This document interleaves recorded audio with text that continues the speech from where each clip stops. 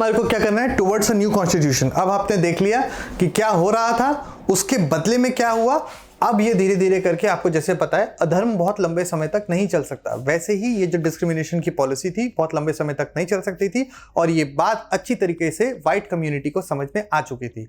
इसीलिए अब ये लोग क्या करेंगे उसको देखते हैं। इनके एटीट्यूड में चेंज आना शुरू हो गया था।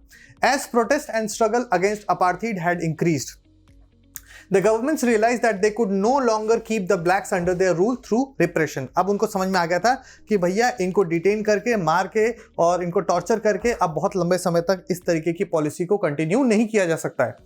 तो the white regime changed its policy, discriminatory laws were repealed, ban on political parties and restrictions on the media were lifted. आपको पता है कि सबसे पहले मीडिया को जो है उसके ऊपर रिस्ट्रिक्शन लगाया जाता है कि ताकि वो वहाँ की जो मौजूदा हालत है सरकार की और देश की वो दुनिया तक ना पहुंचाएं, इसलिए रिस्ट्रिक्शंस लगाई जाती हैं लॉज के माध्यम से। सबसे पहले किसके ऊपर? मीडिया के ऊपर। ऐसी ही रिस्ट्रिक्शंस जो हैं वो पॉलिटिकल पार्टीज के ऊपर, एजिटेशंस के ऊपर और जो मीडिया था उसके ऊपर उन्होंने लगा के रखी हुई थी कि ताकि वो बाहर पूरी दुनिया में इसको कम्युनिकेट ना कर सकें। बट आपको पता है अधर्म बहुत लंबे समय तक नहीं छुपता है, राइट। तो उन्होंने क्या किया, ऐसी जितनी भी रिस्ट्रिक्शंस थी उन रिस्ट्रिक्शंस को उन्होंने क्या किया, उन रिस्ट्रिक्शंस को उन्होंने लिफ्ट कर लिया, क्योंकि अब उनको समझ में आ रहा था things are changing, we can no longer continue this thing. So what happens, तो 28 साल बाद जब उनको जेल हुई थी, आपको पता है 1964 में जेल हो गई थी। That is also another important question कि when was Nelson Mandela imprisoned, तो where and when. So these two important questions we know, 1964 and second was कि कहां पर। ओके सो क्या हुआ कि finally at the midnight of 26 April 1994, again important question कि आज़ादी कब मिली, तो 26 अप्रैल 1994 की मिडनाइट को आज़ादी मिलती है। The new national flag of Republic of South Africa was unfurled, making the newly born democracy in the world. The apartheid government came to an end, paving way for the formation of multi racial governments. अब क्या हो रहा है, अब apartheid system को close किया जा चुका है, अब एक नया साउथ अफ्रीका का जन्म हुआ है, Republic of South Africa.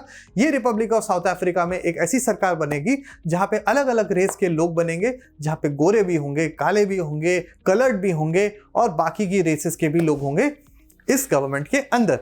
How did this come about? Let us here Nelson Mandela, the first president of this new south Africa, on this extra ordinary transition. अब साउथ अफ्रीका की इस नई image, इस नई छवि के बारे में नेल्सन मंडेला जो कि साउथ अफ्रीका के पहले प्रेसिडेंट बने, उनका क्या सोचना था, उनका क्या कहना था। तो उन्होंने ये कहा, historical enemies succeeded in negotiating a peaceful transition from apartheid to democracy, exactly because we were prepared to accept the inherent capacity for goodness in the other. My wish is that South Africans never give up on the belief in goodness, that they cherish that faith in human beings is the cornerstone of our democracy. So ये बता रहे हैं कि ये जो बहुत लंबी दुश्मनी थी दो कम्युनिटीज के बीच में, ये खत्म इसलिए हो पाई क्योंकि लोगों का विश्वास था अच्छाई में, और वो चाहते हैं कि साउथ अफ्रीका जो कि एक नया कंट्री बनने वाला है, उनका विश्वास इसी प्रिंसिपल के ऊपर हमेशा बना रहे। सो अब ये देखिए, अब क्या बता रहा है, अब ये नया बन चुका है, आपको अच्छी तरीके से पता है, मैंने आपको अच्छी तरीके से बता दिया कि अब ये जो साउथ अफ्रीका का कॉन्स्टिट्यूशन बनने वाला है, it is going to be an example in front of the whole world. कैसे? अब देखते हैं। After the emergence of the new South democratic South Africa, black leaders appealed to fellow blacks to forgive the whites for the atrocities they had committed while in power. मैंने आपको बताया कि Nelson Mandela का बिल्कुल ये मानना था कि बदले से केवल बदला पैदा होता है, an eye for an eye makes the whole world blind. उन्होंने ये कहा अपने ब्लैक कम्युनिटी से कि please forget all the atrocities that whites had made on us. अब आप उसको भूल जाइए, एक नए साउथ अफ्रीका का स्वागत करिए, नहीं तो अगर आप वही करते रहोगे तो आपको पता है फिर आगे क्या होने वाला है। They had committed while in power. So they said, let us build a new South Africa based on equality of all races, men and women, on democratic values, social justice and human rights. तो अब हम एक नया south Africa बनाएंगे जो कि इन सिद्धांतों के ऊपर होगा, जहां डेमोक्रेसी होगी, जहां इक्वालिटी होगी, जहां पे सारी रेसेस जो है आराम से पीसफुल तरीके से रह पाएंगी। The party that ruled through oppression and brutal killings and the party that led the freedom struggle sat together to draw up a common constitution. अब आप देखो, इसमें सबकी जीत हुई है। ऐसा नहीं है कि भाई जो अपार्थाइड सिस्टम के खिलाफ लड़ रहे थे वो लोगों की हार हो गई क्योंकि उन लोगों ने मान लिया कि नहीं भाई हम आपकी भी शर्तें मानते हैं। शर्तें मानने से कोई प्रॉब्लम नहीं है। दोनों ही पार्टीज ने, जिसने ऑपरेशन किया था और जो ऑपरेशन सह रहा था, उन दोनों ने ये स्वीकार किया कि भाई अब इसे खत्म किया जाए और हम दोनों बैठ के एक नए साउथ अफ्रीका का निर्माण करेंगे जो कि डेमोक्रेसी और इक्वालिटी पे बेसिस्ड होगा। और वो कैसे होगा? कॉन्स्टिट्यूशन के हिसाब से होगा। After 2 years of discussion and debate, they came out with one of the finest constitutions in the world has ever had. आपको पता है, वैसे इस किताब में नहीं लिखा, मैं आपको बता दूं, 2 साल 11 महीने 18 दिन लगे थे भारत के संविधान का निर्माण करने के लिए, और इनको लगा 2 साल का टाइम इनके साउथ अफ्रीका के कॉन्स्टिट्यूशन को सामने लाने के लिए। साउथ अफ्रीका का कॉन्स्टिट्यूशन दुनिया के सबसे फेमस कॉन्स्टिट्यूशंस में से है। इनफैक्ट इंडिया का जो कॉन्स्टिट्यूशन है उसमें भी साउथ अफ्रीकन कॉन्स्टिट्यूशन से कुछ ना कुछ बोरो किया गया था। वो क्या है वो मैं आपको आगे आने वाली क्लासेस में बताऊंगा। This constitution gave to its citizens the most extensive rights available in any country. So आप जाओगे तब आपको पता चलेगा कि साउथ अफ्रीका के जो सिटीजन्स हैं उनके लिए कितने ज्यादा एक्सटेंसिव राइट्स जो हैं वो दिए गए हैं। इनफैक्ट हमारे संविधान में भी there is a very huge chapter on fundamental rights which is part 3 of the Indian Constitution dealing with Article 12 to Article 35. तो यहां तक है हमारे fundamental rights. Okay. Together they decided that in the search for a solution to the problems nobody should be excluded, no one should be treated as a demon.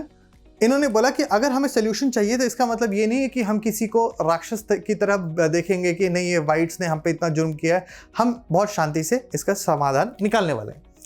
So क्या हुआ? They agreed that everybody should become part of the solution, whatever they might have done or represented in the past. The preamble to the South Africa Constitution sums up this spirit. So उन्होंने बोला अब ऐसा नहीं बिल्कुल होगा कि अगर गोरों ने अत्याचार किया है तो हम उनको पार्टिसिपेट नहीं करवाएंगे साउथ अफ्रीका के संविधान को बनाने में।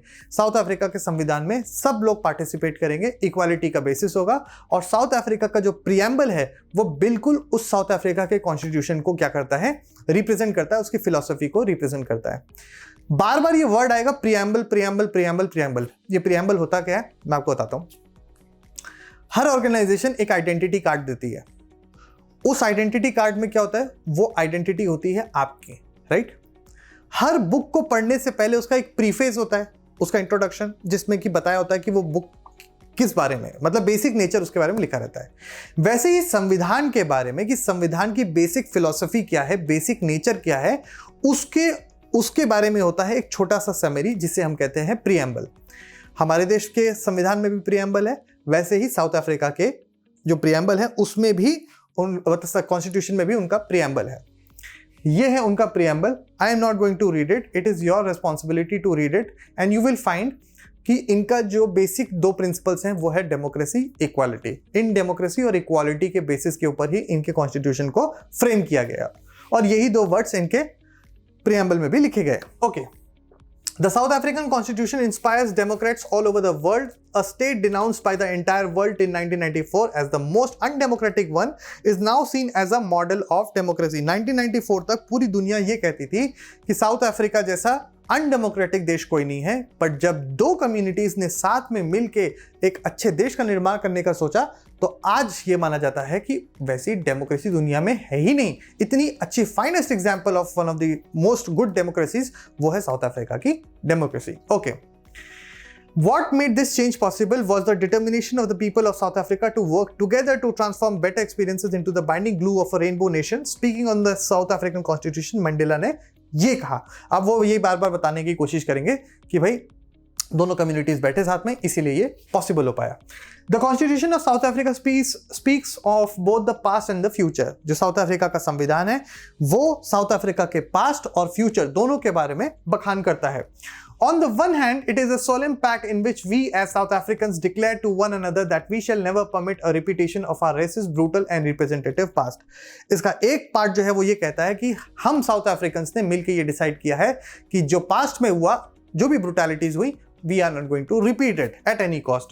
But it is more than that. It is also a charter for the transformation of a country into one which is truly shared by all its people, a country which is the fullest sense belong to all of us, black and white, women and men. So basically वही बताने की कोशिश करें कि सब लोग मिलके, आदमी औरत, बड़े बूढ़े, काले गोरे, सब मिलके जो है साउथ अफ्रीकन्स बन के एक जैसा ट्रीट करेंगे और देश को आगे बढ़ा